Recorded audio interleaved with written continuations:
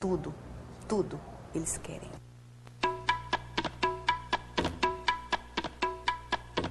Para os judeus expulsos do Recife, deve ter sido duro recomeçar a vida aqui.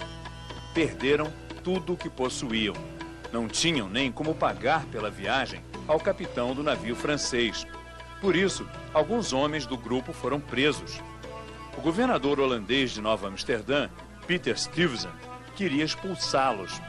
Era um velho soldado que perdeu uma perna combatendo na Guerra de Pernambuco e veio terminar a vida neste fim de mundo, a pequena aldeia de Nova Amsterdã. Stuyvesant era um calvinista, um protestante radical, e ao contrário de Maurício de Nassau, o príncipe holandês que governou Pernambuco, não tolerava os judeus, mas foi obrigado a ceder por ordem da Companhia das Índias Ocidentais. A decisão vinda de Amsterdã era clara. Os comerciantes judeus de origem portuguesa estavam entre os maiores acionistas da companhia e seus compatriotas tinham o direito de se estabelecer em Nova Amsterdã. Assim começou a primeira comunidade judaica nos Estados Unidos. Ao longo de 3 séculos e meio, mais refugiados judeus foram vindo para cá e Nova York virou a maior cidade judaica do mundo. Este portão guarda o primeiro cemitério da sinagoga fundada pelos judeus que vieram do Recife. É o mais antigo pedaço preservado da velha Nova York.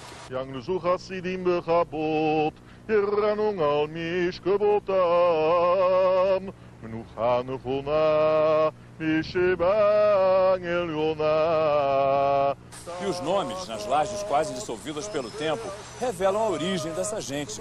Mendes Seixas, Cardoso, famílias judias de origem portuguesa que passaram pelo Brasil antes de vir para cá.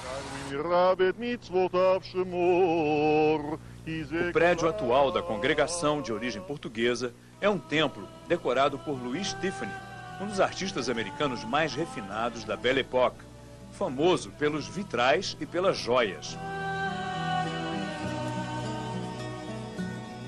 A sinagoga homenageia grandes nomes da história dos Estados Unidos que fizeram parte desta comunidade.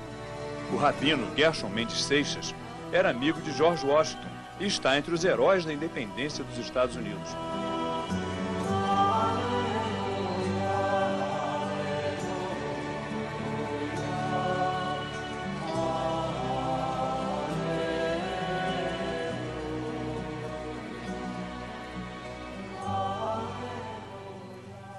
Hoje, os judeus são apenas 2,5% da população dos Estados Unidos, mas têm uma presença muito maior na cultura do país. Os estúdios de cinema em Hollywood, na Califórnia, foram fundados por empresários judeus de Nova York. Os musicais da Broadway foram criados por artistas judeus, como os compositores George Gershwin e Irving Berlin. Na literatura, Norman Mailer, Philip Roth, Saul Bellow, Susan Sontag estão entre os maiores escritores americanos. Hoje, entre os maiores diretores e astros de Hollywood, estão judeus como Steven Spielberg, Robert Altman, Paul Newman, Woody Allen e Barbra Streisand.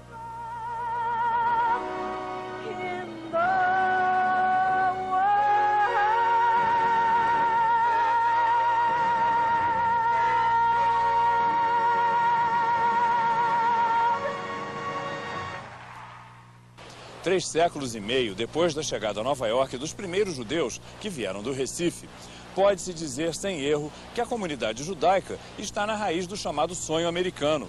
É a história de imigrantes perseguidos em outras terras que aqui deram certo e ajudaram a construir a nação que é hoje a mais poderosa do planeta. Mas também no Brasil, a cultura judaica deixou raízes. A exposição organizada pela historiadora Tânia Kaufmann e o filme O Rochedo e a Estrela, de Kátia Mezel, mostram que a presença judaica no Brasil, na verdade, começou muito antes da ocupação do Nordeste pelos holandeses. Os primeiros colonizadores portugueses, como Fernando de Noronha, eram judeus que foram forçados a se converterem ao catolicismo. Eram chamados de cristãos novos. Estavam entre os primeiros colonos que foram para o Brasil. Em Portugal e na Espanha, os cristãos novos eram perseguidos pela Inquisição como hereges e muitos acabaram queimados na fogueira. No Brasil, eles eram donos de engenhos de açúcar e, longe dos olhos da Igreja Católica, praticavam o judaísmo em segredo. Com a chegada dos holandeses, os cristãos novos puderam praticar a religião judaica abertamente e fundaram no Recife a primeira sinagoga das Américas.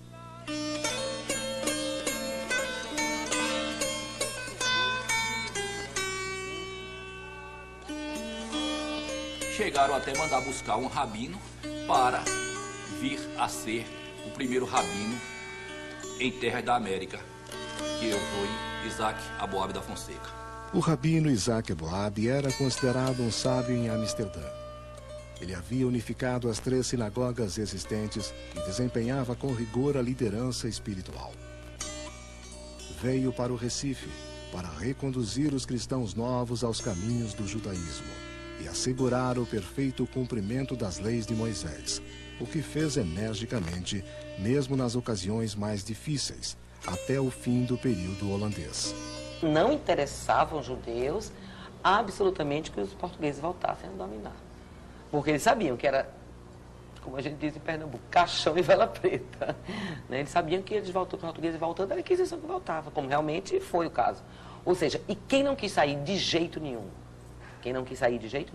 teve que perder sua identidade, se mandar para os sertões e nunca mais no mundo falar em judaísmo.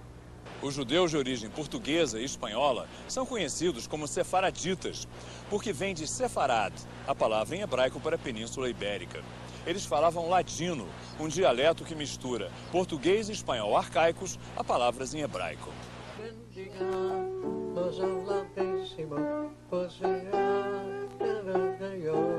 Em Nova York, o rabino Abraham Lopes Cardoso, 90 anos, foi o líder da congregação sefaradita, aquela que veio do Recife.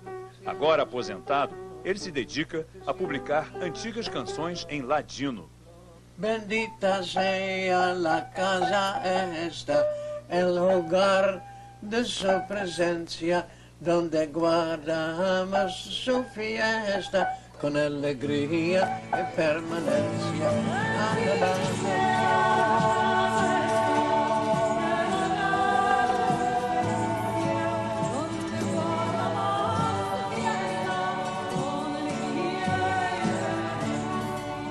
No Brasil, a cantora Fortuna, descendente de uma família sefaradita que veio do Líbano, redescobriu o repertório das canções em ladino, que tem muito a ver com as raízes da música brasileira.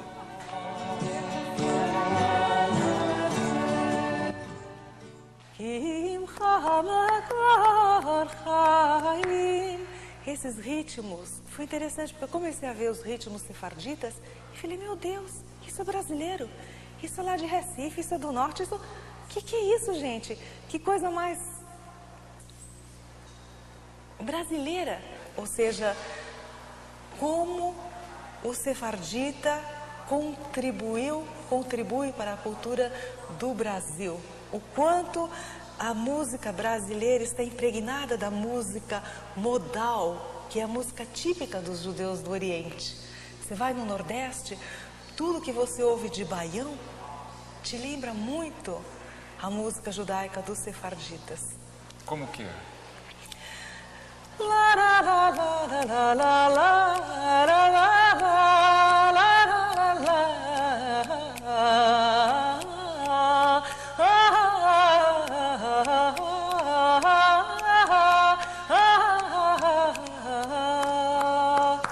Isso pode ser tanto um baião, uma música lá de cima do Nordeste, como uma canção sefardita judaica.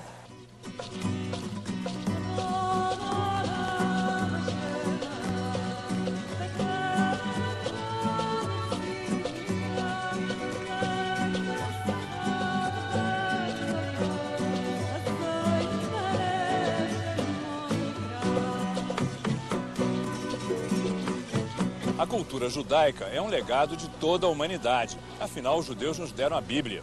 O povo mais perseguido da história, quase dizimado pela Inquisição e pelos nazistas, sobreviveu e deu a volta por cima, seja em Nova York ou no Recife, onde quer que a liberdade e a tolerância criaram um porto seguro para começar a vida de novo.